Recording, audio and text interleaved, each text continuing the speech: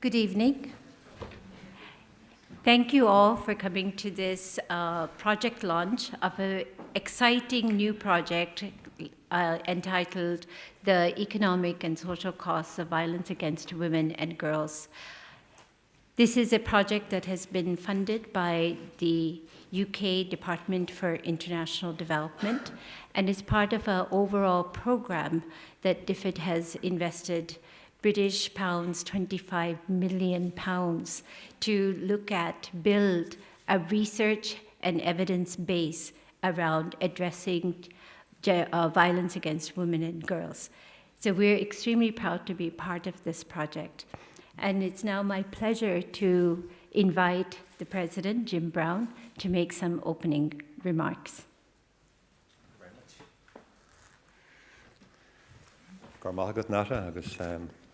While I'm dús, fáilteas fithe choráibh go léir go dtí an ócáid táhachtach agus nervir suntasach seo agus an symposium fíorthráhachtach seo.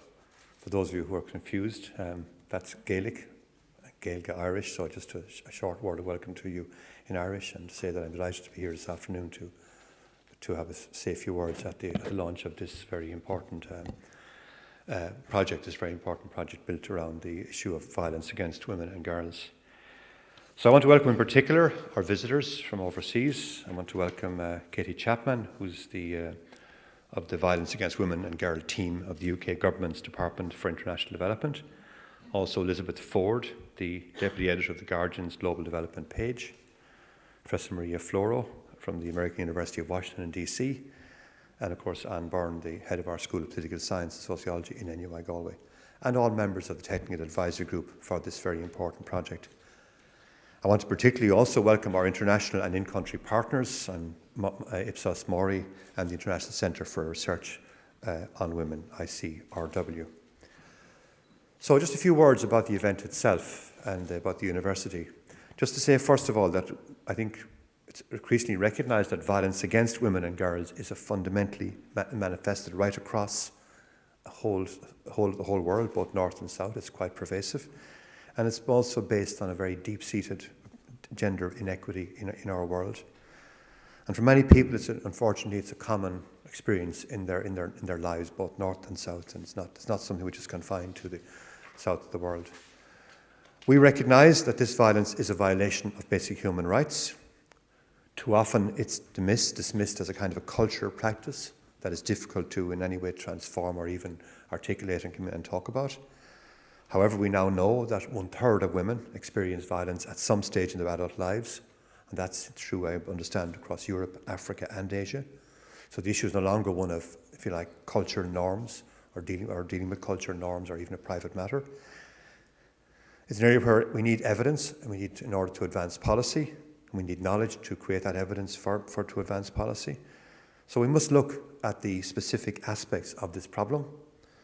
And we must look at, for example, try to establish rigorously the scale of the problem, identify its root causes, detail its impact, whether it be economic, social or health, and also try to identify, using evidence, what interventions are best to deal with it, to respond to it, to address it, and ultimately to prevent it. So it is something that I think, like all social problems, is amenable to intervention, but that intervention has got to be based on sound knowledge, sound evidence to inform the intervention. I think this university is very proud to be working in partnership with the UK Department for International Development to address the issue. And through their programme, this very, very substantial £25 million programme, the NUI Galway piece will seek to gather new knowledge, to leverage associated scholarship in order to advance public policy in seeking to combat violence against women and girls. As I said, we have two very important partners in this, and we recognise the role that they will play. I'm talking about Ipsos Mori and the International Centre for Research on Women. Component 3 of the project, which is concerned with the social and economic costs of violence against women and girls, which NUI Galway is leading, is particularly important to gain the attention of policymakers in order to allow them to promote action.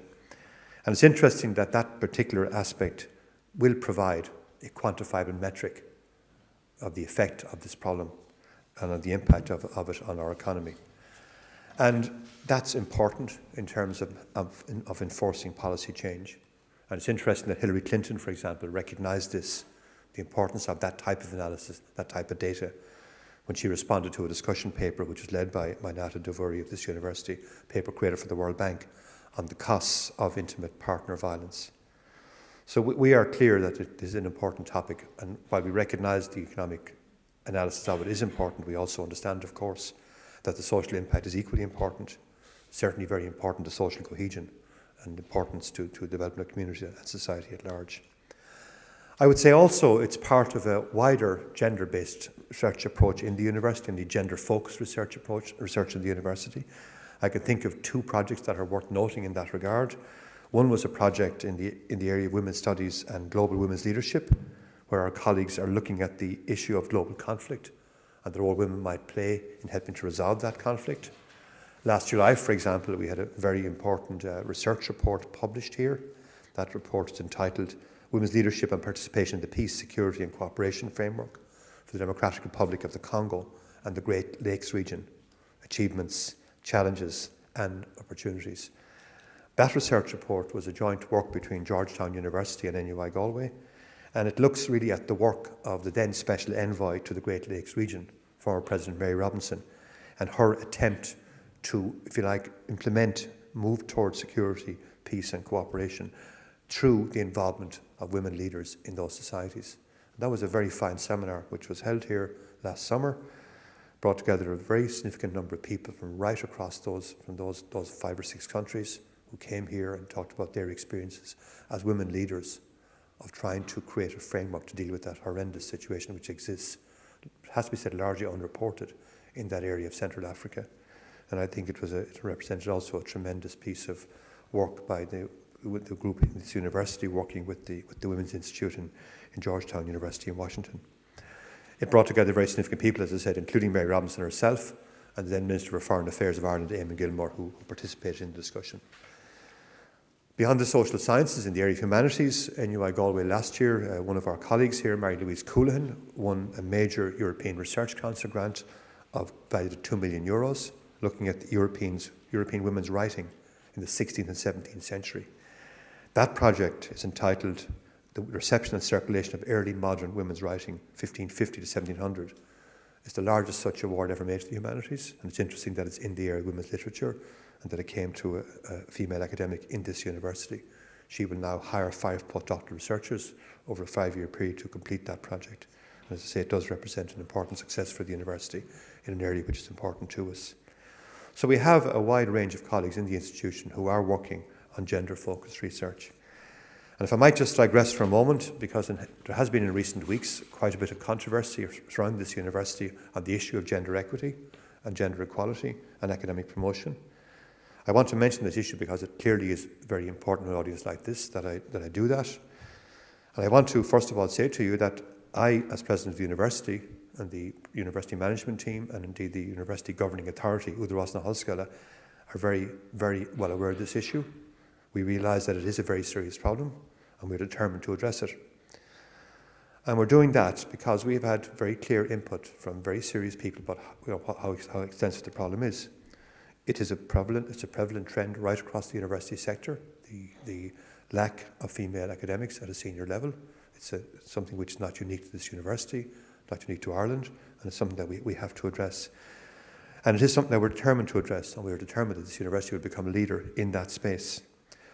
Next week, I hope to be able to announce a task force of 14 or 15 people who will address that issue for us, mainly external people who have a lot of competence and a lot of experience in this issue, both male and female, and who have a proven competence in that issue, and they will help us to deal with it and to put in place a programme which will address the issue over time, and it will take time. I also want to say that we have called on the Irish Higher Education Authority, the Irish University Association, to invoke the review of the complete higher education sector from the point of view of gender equity through the Irish Human Rights Commission. I wanted to say that to you. I don't want to take from your event, but I think it's important that I don't ignore it in the context of this particular study, because it is very important to the university, and clearly you are people who have particular interest in it. So now back to today's research project. I think it's a tremendous project. I think it's a tremendous vote of confidence in this university. that the UK department has, in fact, contracted its work into this university.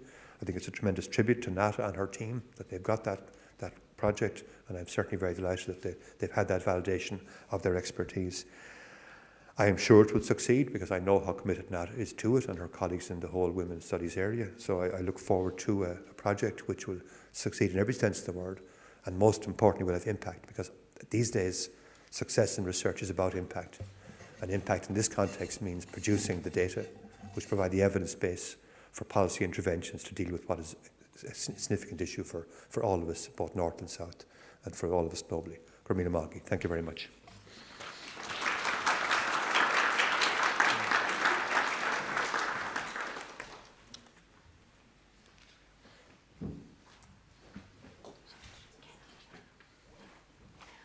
So I am Stacey Scriver and I am the project coordinator with this project. And I'm just going to pass you over now to Katie Chapman, who is the Social Development Advisor at the UK Department for International Development. And she'll say a few words now.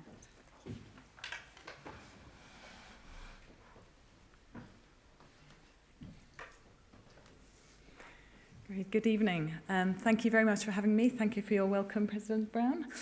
And I'm really pleased to be here in Galway. I think it's 12 years since I was last here in Galway, and that time was for a holiday, a fantastic visit to Connemara. Unfortunately, I don't have time to to do the sightseeing this time, but I've had a very productive day today with Nata and colleagues. So what I'd like to do is just to set the project that Nata will tell you more about in the context, in two ways. Firstly, in the context of why the UK government is investing all this money, £25 million over 5 years, in this area of preventing violence against women and girls.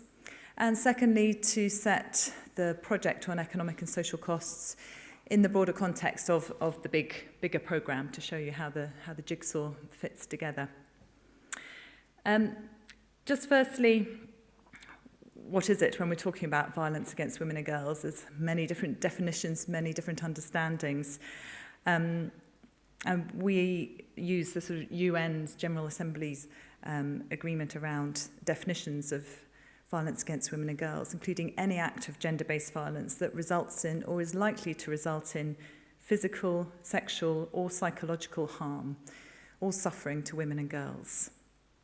And this includes many forms of violence, including intimate partner violence, female genital mutilation, sexual violence by non-partners, and there's a debate about to what degree it also overlaps with child and early enforced marriage.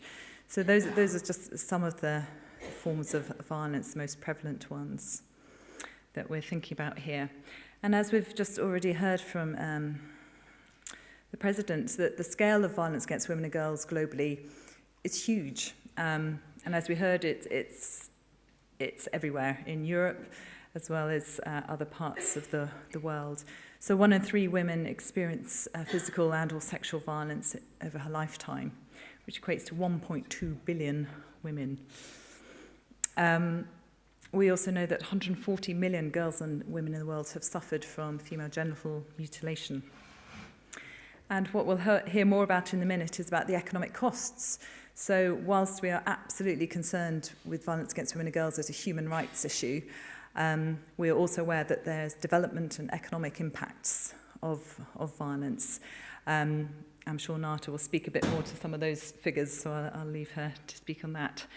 So we're concerned with violence against women and girls as a fundamental breach of human rights, but also because it does impact on other aspects of development. So we know that girls who experience violence are less likely to complete their education, or increased of maternal mortality, or HIV/AIDS, and their ability to earn a living can be put at risk. So I just wanted to speak about why the UK government, or why we have violence against women and girls as a policy priority, and just we're living at a sort of tremendous time in the UK at the moment for the amount of political momentum and political will we have to tackle these issues at the very highest levels. And we're also saying internationally that there's an increasing groundswell of support to really ending violence against women and girls. Saying that, we also see in the news headlines every day at the moment where there's complete regression and where we're not making progress and things are going badly backwards. So whilst we have this political will in many quarters, it's something that we can't be complacent about. We need evidence, particularly on these areas of economic and social costs, to help keep the momentum up of why we need to tackle this issue. So in the UK, it's amazing. Over this last year, since I've been working in the Violence Against Women and Girls team, we've had our Prime Minister, David Cameron, hosted the Girls' Summit, which was casting a spotlight on FGM and child and early forced marriage. We had William Hague, when he was Foreign Minister, has been championing the Preventing Sexual Violence in Conflict initiative, throwing a spotlight particularly on rape as a weapon of war and challenging the culture of impunity.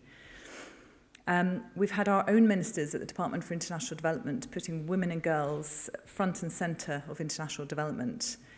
And so our Secretary of State, Justine Greening, as well as our junior ministers, Lynn Featherstone and now Baroness Northover, again have been amazing advocates and champions to end violence against women and girls. Now, 2015, as many of you know, is a critical year globally. At the moment, there's negotiations going on around the new Sustainable Development Framework, the post-2015 framework. Violence against women and girls was not in the Millennium Development Goals. So there's a lot of work going on now by civil society, by governments, to actually try and make sure that there is potentially a target to end all forms of violence against women and girls in this next development framework, which will be really important for setting sort of global priorities and also at national level. And all countries, including Ireland, including UK, will be held accountable. So it's a big year, and we hope that we can sustain the political priority on this issue. And so, as we've already heard, there's even greater need to have good data, to have good evidence, good research on these issues, to actually know the extent of the issues that we're dealing with and how we can address violence against women and girls. There's a few pictures of our ministers in action. So it's an amazing time, and we sort of want to make the most of it. So that's the bigger context. In terms of the What Works programme, so 2 years ago, DFID mapped out where the sort of big evidence gaps were around gender equality broadly. And one of the key areas that came to light was around violence against women and girls. And in particular, to look at the prevention side, where we did have more evidence globally was a bit more on the sort of response and how we respond to survivors of violence against women and girls. But where we're really lacking is knowing what to do to how to stop violence before it starts. So we have this big programme, 5-year programme, £25 million, research and innovation fund. So it's very much about research and building a really solid and robust evidence base, but it's also about innovation in terms of research methods, but also innovation in terms of implementation of new approaches on the ground in many countries around the world. So we have 3 components, which I'll just go through very quickly. I'll take you through them. I just wanted to flag that in terms of the main types of violence that we'll be focusing on in this programme as a whole are intimate partner violence, physical, sexual and emotional, non-partner sexual violence, and then some components of the programme will also be looking at child abuse as well. However, in DFID we have other major investments which are focusing specifically on FGM and child and early and forced marriage outside this programme. So in brief, component 1 is very much looking at what prevention interventions are needed. So what works in terms of on the ground efforts to prevent violence against women and girls. And we have a consortium of researchers globally, led by the South Africa Medical Research Council, together with Social Development Direct and the London School of Hygiene and Tropical Medicine, also UNDP's Partners for Prevention programme. They're a little bit ahead of the game. That's already been up and running over the last year and has produced a number of very useful evidence reviews, some of which I've brought today, shared on the desk at the back, so please pick them up, but also look at the website and you can access all of the evidence reviews. As with all the components, this is also not just about generating the evidence, it's also about, as your president said, making sure that that evidence informs policy and drives action, drives changes in programme design as well.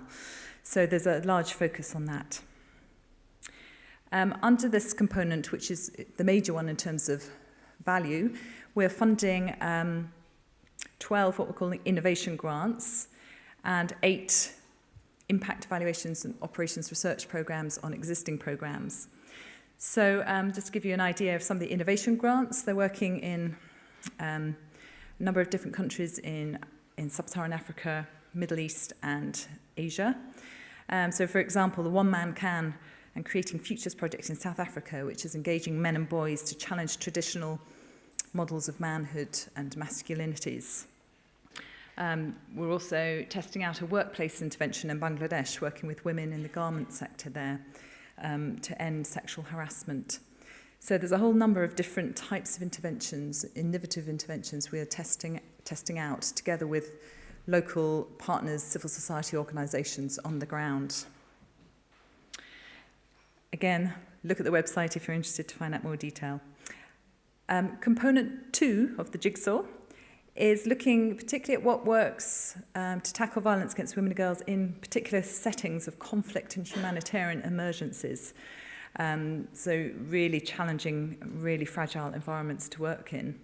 And we have a consortium led by the International Rescue Committee, working together with the Global Women's Institute at George Washington University and with CARE International. And they are conducting 5 studies in DRC, Kenya, South Sudan, Yemen and Nepal, and looking at a whole range of different interventions, both in conflict settings and in areas of natural emergencies, for example, in the Philippines following the typhoon. So working in very difficult circumstances to really look at what is needed. Component 3, I won't go into detail, you're going to hear much more about that in a moment. But this is the final and last, but very much not least, component jigsaw piece of the What Works programme. So this is looking at the economic and social costs. So a lot of the work in components 1 and 2 is about the interventions, but we also still need to continue making the case to national governments, to other donors, on why we should be investing in stopping violence against women and girls. So Nata will tell you a bit more about that component and what it's going to be doing. But I'm just really pleased to be here and to be at the NUI Galway, and really pleased to be here with the research partners at ICRW and Ipsos Mori. And I think from my perspective, what I'm really excited about is the great wealth of skills and expertise that consortium brings. It's actually quite a unique mix to bring, sort of survey organisations, social research organisations like Ipsos Mori, who've got a huge footprint around the world, together with ICRW's skills in gender analysis and qualitative research, and together with the expertise here at Galway, which I've just had a taste of today, but the breadth of expertise from macroeconomics through to sociology.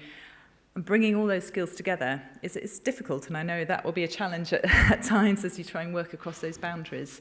But I think there's the real potential for this to be a real groundbreaking project and really helping move the field forward in actually generating economic and social costs. Nata will tell you about the countries that will be working in there. Finally, just wanted to alert you that we also have an independent advisory board for the What Works programme as a whole. And we had our first meeting that Nata was also at in December. And this is exciting as well, because here we're trying to sort of tap into the broader policy colleagues who are working on these issues. So it's chaired by the World Health Organization, who are one of the leading experts around violence against women and girls. And we have representatives from the World Bank, UN Women, UNICEF, as well as then representation from Southern Voices from Nepal and Uganda. We were hoping Ethiopia, and also the editor of The Lancet in terms of a leading academic journal. So we're also looking to use that independent advisory board as a kind of platform from which the What Works programme can get the evidence out there into the hands of decision makers. So thank you very much for your time. I'm delighted to be here. I'm very excited about what this project will bring, as are my colleagues back in London and also around the world. And I think that's a key thing. Although I sit in London, I engage with our country offices around the world. And this is exactly the kind of evidence that they need in terms of their day-to-day engagement with national policymakers at a country level.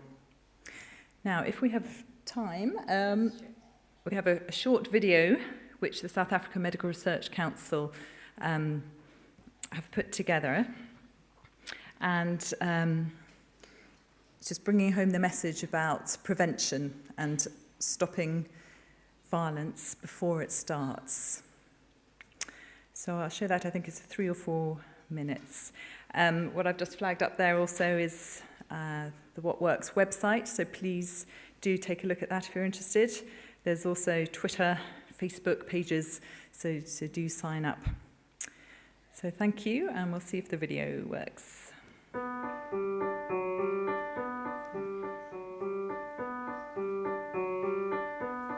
In school, my teacher says that throughout history, people have often taken a stand against oppression and violence in lots of different ways. People joining together, trying to change laws. People teaching self-control and peaceful resolution. People demonstrating courage and perseverance. All of these men and women stepping up, trying to change society for the better, because they know that it just can't stay the way it is. A third of all women experience physical or sexual violence, or both, by a male intimate partner in their lifetime. Globally, nearly 1 in 10 women have experienced sexual violence by a man who is not their partner. And in many places, it's much higher. Individuals and organizations have been working hard to help women who have experienced such violence. But that isn't enough. Overall, the rates of violence have not decreased in that time. I myself have seen it here, in this center. A never-ending flow of women, all of whom have suffered deeply. It was then that I realized that we need to consider prevention as well as just a response, stopping the violence before it starts. The figures across the world are astonishing. Prevention is the key, and we need to do more of it, and in a more organized way. And it all starts with solid data. I'm not talking just numbers on a screen. I'm talking listening to people's stories, looking for the underlying causes, where it all began. Looking at how the circle of childhood violence comes around again in adulthood, and how alcohol can be a trigger for aggressive behavior. Seeing that a man's belief that he has the right to control women leads to more than just psychological harm, and how boys are often taught that to be a man, they need to be tough and dominant. We are all different, but there are most definitely common drivers leading to violence. There is nothing supernatural at work here. It's cause and effect. And based on our data, we can start to address some of these causes properly. Putting interventions in place, whether that's in schools, promoting healthy relationships in families, teaching positive parenting skills, with groups of boys being taught that strength comes not through violence, but from moral courage and respect.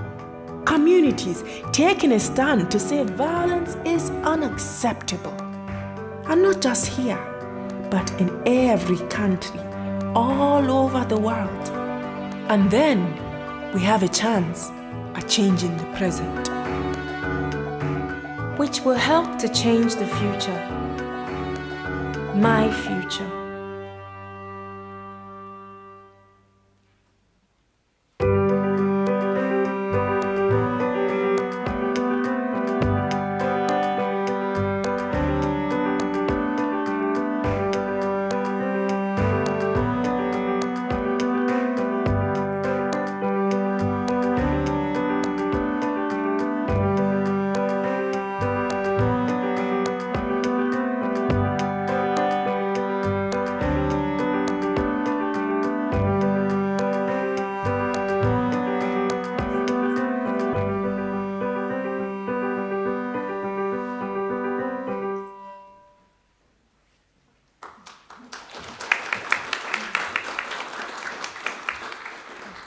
Thank you, Katie Chapman of DFID. I think Katie's presentation has made a very clear case for why violence against women and girls is a development issue and why governments must make investments in addressing this issue. She's also very clearly pointed to us that there are steps made down this road and that the program supported by DFID is one of those steps. So if I can now ask Liz Ford to come and she'll speak to us.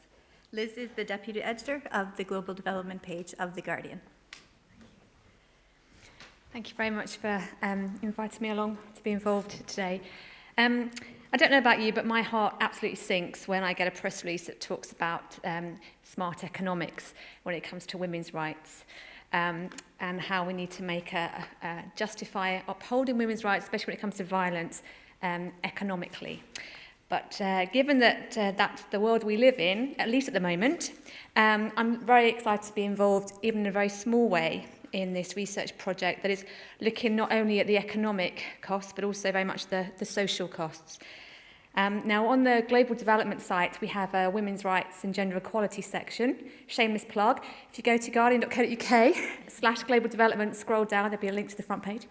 And unfortunately, violence against women and girls is an all too often issue, from child marriage to FGM to rape and other forms of sexual violence. But I think that talking about it and having the platform to talk about it, to challenge ministers on why they have really nice looking shiny laws on paper but don't actually implement them, and also just getting those kind of messages out and hearing from women themselves is a crucial way of changing things and pushing for change.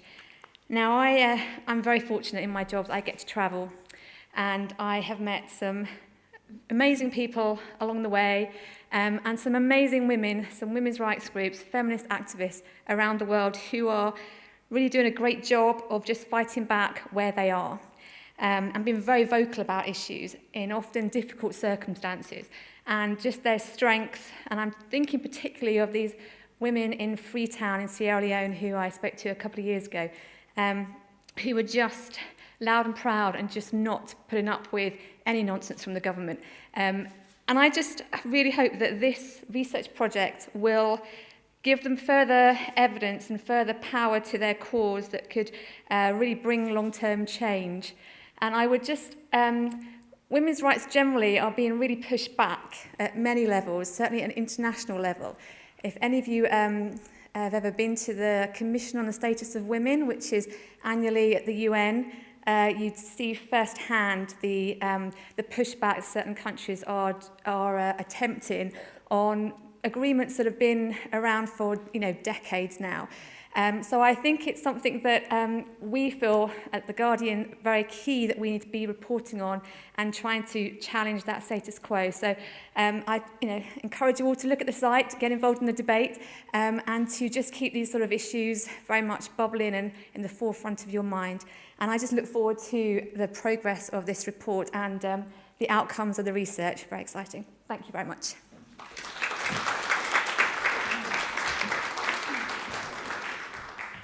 Liz Ford of The Guardian. So thank you very much. And I'd now like to welcome Anne Byrne, who is Head of School of Political Science.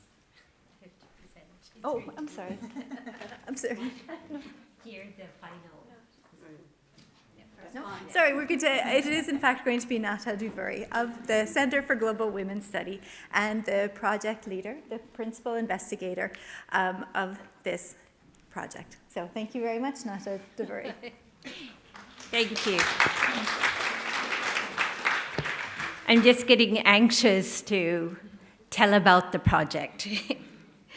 So the project is the economic and social costs of violence against women and girls. And I want to just give a very quick, brief project overview so that I'm hoping that through this event, we'll start tweaking your interest in this research and that you will be eagerly anticipating the results that we come up with.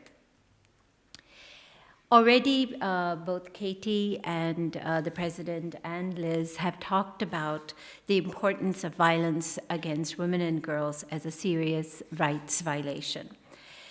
And I think where we are today is that we understand that it is a rights violation. We understand that it is a public health concern. But as Liz and Katie also pointed out, we don't have necessarily the understanding that it is a critical development issue. We have the knowledge now about the risks and protective factors that underlie violence against women and girls.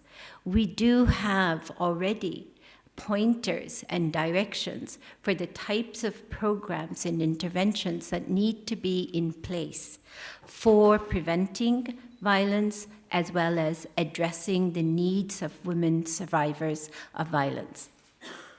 But what we don't have is actually that financial commitment to these programs and policies. So we need to figure out what is it that is going to push these governments from moving from paper to actual allocation of resources and a mobilization of the efforts that we need to prevent violence, which the video so eloquently summarized. And so we feel that it is moving governments, you need to begin to develop this argument that violence against women is a development issue. It's an issue that centrally underlies the potential for development in any country. And that part of the reason why we haven't been able to advance this argument is because there is difficulties in developing the type of evidence, the rigorous empirical evidence that would substantiate this claim that violence against women is a development issue. And so that's the main motivation of this project, to really produce the required evidence using the available analytical frameworks to establish not just the individual impact, not just the impact at the community level, but to establish the macro impacts for the overall economy and society, because we think this is the biggest gap right now in terms of evidence. So the aims of the project are basically to expand the knowledge base on the social and economic impacts of violence against women and girls. We're going to try and establish a rigorous case of the cost of inaction, to actually estimate the cost of inaction. We want to also advance the frontier in the quantitative and qualitative research methods that are being used to capture economic and social costs.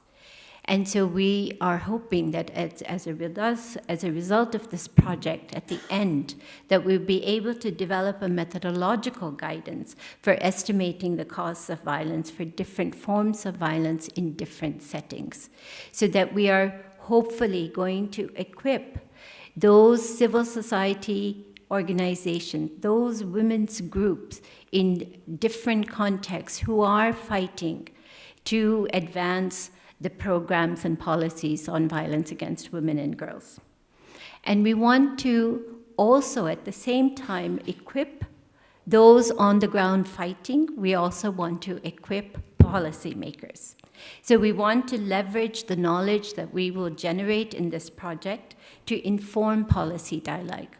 And one of the ways we're going to do this is we are going to develop a toolkit for policymakers to think through different scenarios and what are these impacts. And I think that will be a way that we can reach policymakers talking to them in the language that they're most comfortable. So who are we? As Katie said, it's a very unique partnership between NUI Galway, Ipsos Mori, and ICRW. Ipsos Mori, whenever I have said our partner is Ipsos Mori, everyone says, oh, Ipsos Mori, because Ipsos Mori has a huge footprint globally. And they're a premier research organization and extremely experienced in doing survey research. When I say the other partner is ICRW, then people say, oh my God, ICRW, because ICRW, for the past 20 plus years, has become an internationally recognized research institute focused on women and girls with regional offices in Africa and South Asia. This is a research organization that first placed the whole issue of women's economic participation in 1975, and from there has begun to explore the multiple dimensions of gender inequality and how they interact with development. We're also going to have some very interesting national researchers, one of whom is in the room with us, Dr. Khalifa Al-Musharraf, who's a medical doctor and researcher in South Sudan. In Pakistan, we'll be working with the Social Policy and Development Center, which is a highly reputable think tank focused on pro-poor growth and social development. And we're very excited to work with SPDC because they're also a macroeconomic institute. So hopefully we're going to be being able to talk the same language and thinking of innovative ways of reaching policymakers in Pakistan. We'll also be working in Ghana, and the national researcher is still to be confirmed. And as the president said and welcomed, we have a technical advisory group, and we're also constituting national advisory boards in each one of these countries. The national advisory boards, we feel, are extremely important because we do want to make this research to be owned locally. It is not about us experts coming and telling and estimating some costs and giving it to them, but the entire research process should be locally owned, and through that process, develop capacity within each one of these countries. So these are the 3 countries we're working in: Ghana, Pakistan, and South Sudan. You might say, why? Well, part of it is dictated by DFID and their priorities. But the other part of it has been about trying to think that the research on violence against women has tended to focus on particular countries where data is available. But we thought it's very important to focus on countries where data isn't available, and to think through the challenges of how you actually estimate social and economic impacts where there's very little data. So combination of that we need to have mixed methods, which I'll go on to. But the other is that we want to be able to do research in difficult settings, but that we can at the same time develop comparative analysis. So that's the exciting part of this project, is that we're going to be designing together across different contexts so that at the end of the day, we actually have some comparative analysis that might give guidance and lessons for other countries facing different contexts. So the research design for this very complex project is a mixed method study that is employing quantitative and qualitative methods. We're still not finalized what exactly is going to be the quantitative surveys we'll be undertaking, but we will be interviewing individual women at the community level.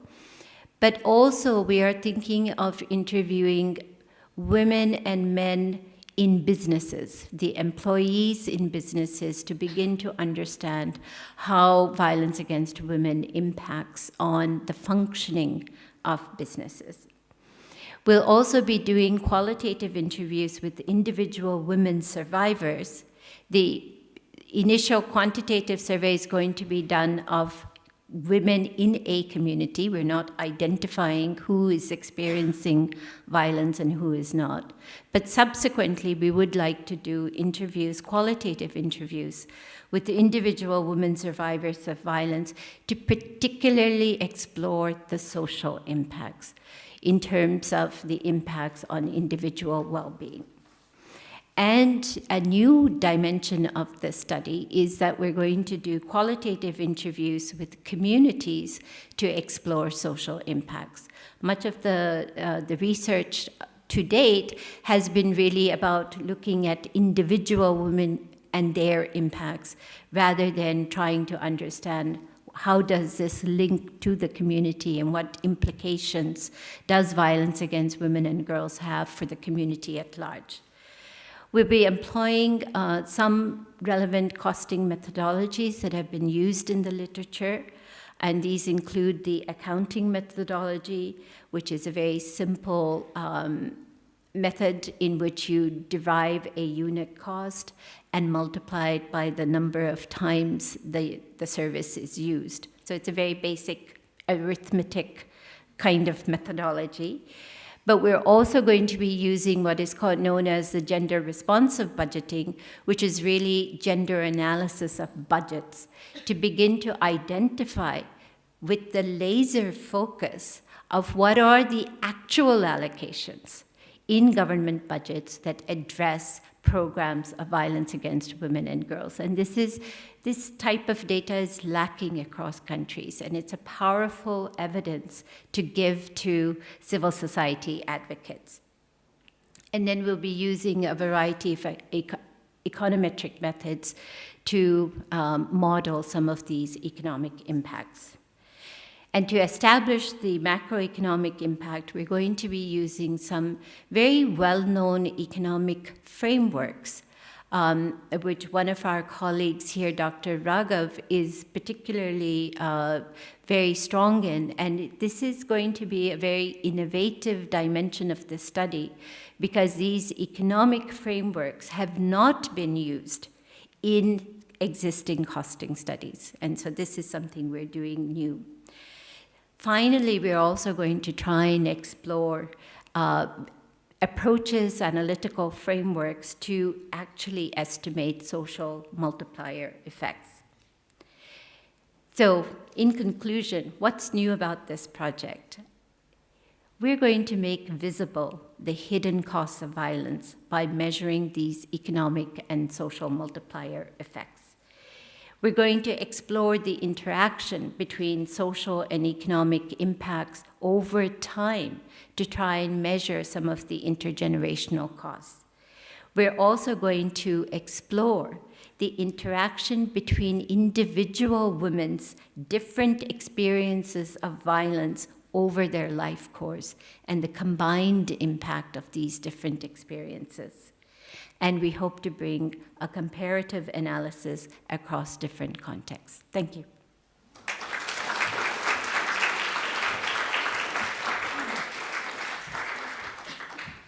So thank you, Nata, for that comprehensive overview of the project. And now I do apologize for repeating myself, but I would like to welcome Dr. Anne Byrne, head of the School of Political Science and Sociology here at NUI Galway, to come and have a few words. Good evening, everybody. So I'm just going to wrap up the opening event with the words of our poet, Seamus Heaney. And Nata mentioned 1975, and in that same year he wrote a poem whatever you say, say nothing. And of course, it was in reference to lives lived up close in conflict and the kinds of accommodations that needed to be made in order to stay safe. This kind of project, this research, flows out from that. So take the other piece. Whatever you do, do nothing. Doing nothing about violence against women and girls already costs, economically and socially. And this project is going to map that in detail, provide the precise kind of information that we need in order to make that visible, as Nata has outlined. 1975, something else happened in this university.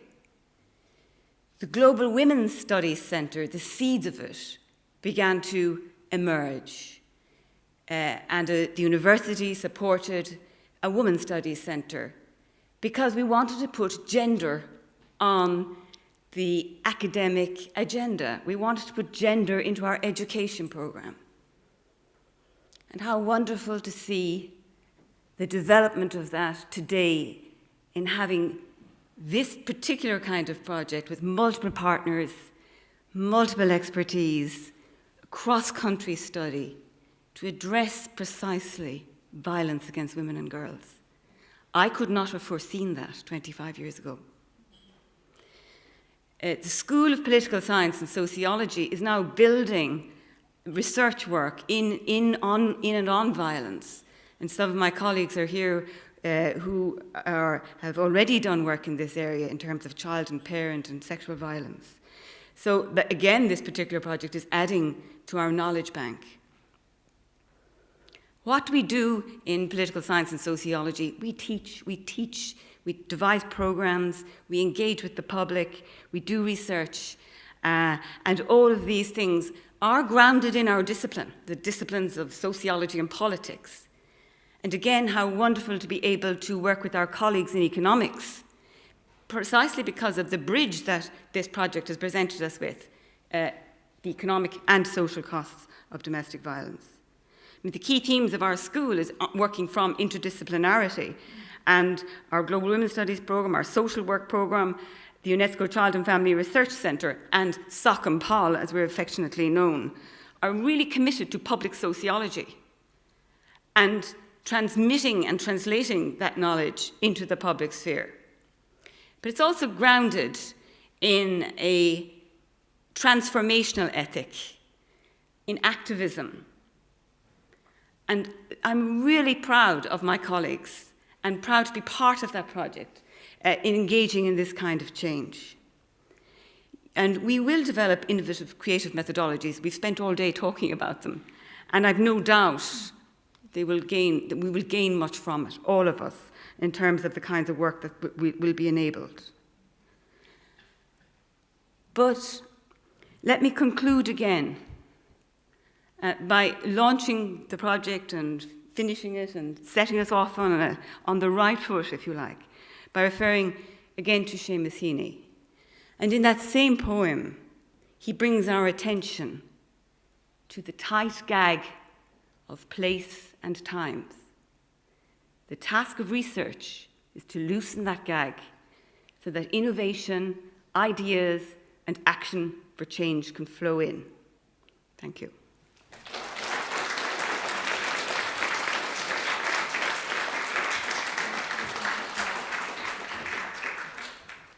Okay, so that concludes the program for the launch this evening. Thank you very much for attending. You will notice that there is a fact sheet when you came in, and that also has details of our website. So we would invite you to keep in touch with us through the website, through our Twitter account, and also to please enjoy the food and tea and coffee that have been left for you at the side room there. So thank you very much.